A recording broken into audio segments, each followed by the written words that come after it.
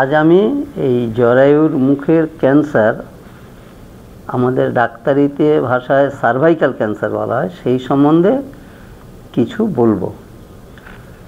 এই জরায়ুর মুখের ক্যান্সার আমি যদি একটু ছোট করে হিসাব দিই, তাহলে আমাদের এই ভারতবর্ষে প্রত্যেক বৎসর 1,27,000-এর কিছু বেশি প্রত্যেক বছর নতুন কেস ধরা যায়, পুরানো না।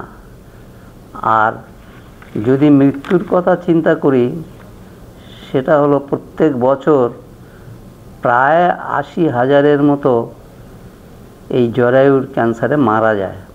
তাহলে সাধারণভাবে বোঝাই যাচ্ছে এর ভয়াবহতা। কিন্তু এই অসুখটা এখন, আগে তো জানা যেত না, এখন জানা গেছে এর একটা কারণ আছে। এই জরায়ুর মুখের ক্যান্সারের যে কারণ এখন জানা গেছে, সেটা হলো একটা ভাইরাস জনিত অসুখ, যেটার নাম হলো হিউম্যান প্যাপিলোমা ভাইরাস।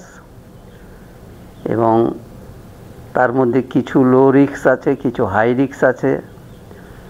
তো এই হাই রিস্ক ভাইরাস থেকেই এই ক্যান্সারের উৎপত্তি, এবং সেটা যৌন মেলামেশার থেকেই সংক্রামিত হয় এইটা।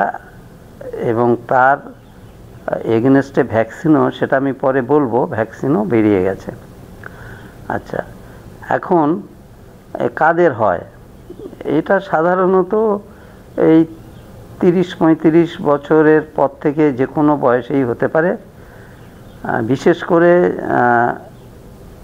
যেসব মায়েদের মাসিক বন্ধ হয়ে যাওয়ার পর আবার ব্লিডিং হয়, সেগুলোর ক্ষেত্রেই বেশি দেখা যায়। আচ্ছা, এখন কিভাবে বুঝবো যে এটা অসুখটা হয়েছে? তো এর কিছু উপসর্গ আছে। সেই উপসর্গগুলো সাধারণত যে মায়েদের মাসিক বন্ধ হয়নি, তাদের অনিয়মিত মাসিক হওয়া, আর যাদের বন্ধ হয়ে গেছে 1 বছর, 2 বছর, 5 বছর, তারপরে আবার ব্লিডিং হওয়া। এটা যদি হয়, সাদা স্রাব যদি হয়, অথবা স্বামীর সঙ্গে যৌন সম্পর্ক করার পরে যদি ব্লিডিং হয়, এই কিছু কিছু উপসর্গ থাকলে একজন ডাক্তারের পরামর্শ নেওয়া উচিত। প্রাথমিক অবস্থায় এই সিমটমসগুলো থাকে, কিন্তু যদি লেট হয়ে যায়, তখন ইউরিনের বা প্রস্রাবের গণ্ডগোল, পায়খানার গণ্ডগোল এসব দেখা যেতে পারে। সেগুলো কিন্তু পরবর্তীকালে লেট স্টেজে দেখা যায়। আচ্ছা, এইবারে এই জরায়ুর মুখের ক্যান্সারের কতগুলো স্টেজ আছে আমরা বলি ডাক্তারিতে। একটা হচ্ছে স্টেজ 0, 1, 2, 3, 4। 0 মানে এটা ক্যান্সার হয়নি, প্রি ক্যান্সার বলা হয়। তার মানে এটাকে যদি চিকিৎসা করা যায় এই 0 স্টেজে, তাহলে এই রোগ সম্পূর্ণভাবে নিরাময় আর হবে না, এবং যত তাড়াতাড়ি ধরা যাবে তার রেজাল্টও তত তাড়াতাড়ি ভালো হবে। এখন কিভাবে ধরা যাবে এই রোগ?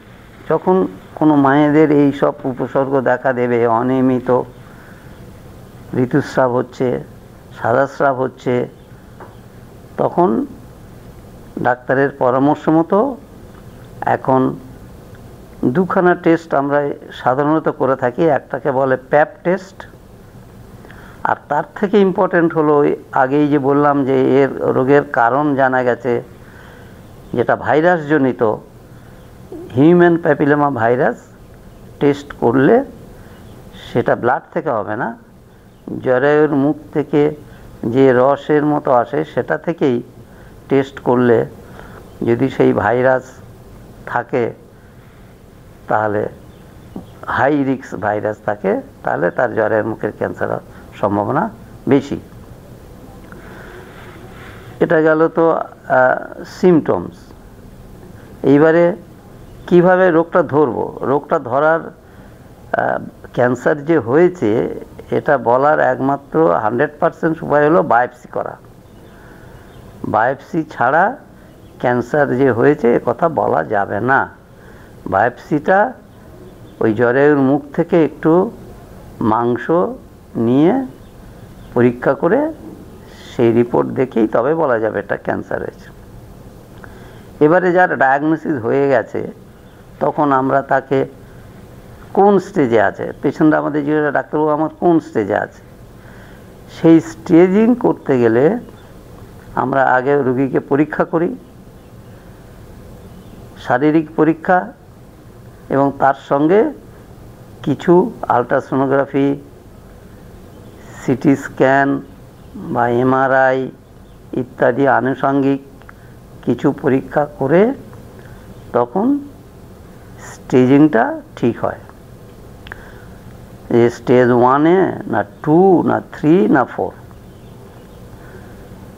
এইবারে হলো চিকিৎসা পদ্ধতি। স্টেজ 1-এ যদি থাকে অপারেশন বা রেডিওথেরাপি যে কোনো একটাই করা যেতে পারে এবং দুটো রেজাল্ট মোটামুটি সমান স্টেজ 1-এ। স্টেজ 2, 2 নম্বর, 3 নম্বর এইসব স্টেজে কিন্তু আর অপারেশন করা চলে না, তখন রেডিওথেরাপি,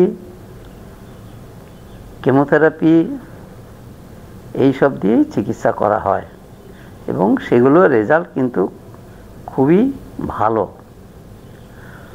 আর স্টেজ 4 হলে কিছু কিছু ক্ষেত্রে তখন কেমোথেরাপি দিয়েই চিকিৎসা করা হয়। আর একটা চিকিৎসার ব্যবস্থা আছে, প্যালিয়েটিভ কেয়ার বলা হয়।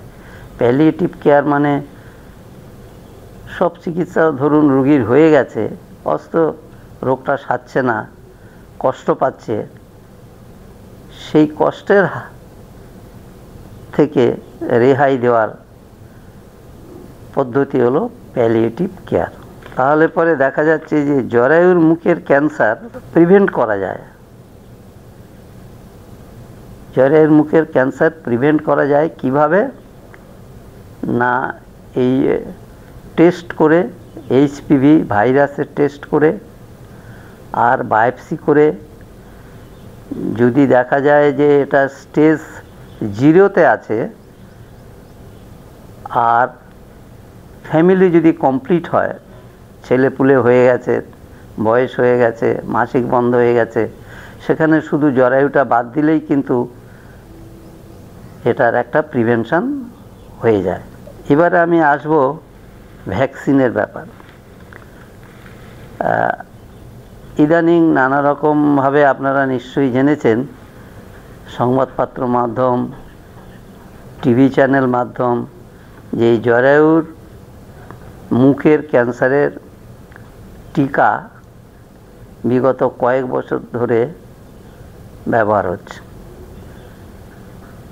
দুটো কোম্পানি এটা ব্যবহার বার করেছে, আমাদের ভারতেও পাওয়া যায়।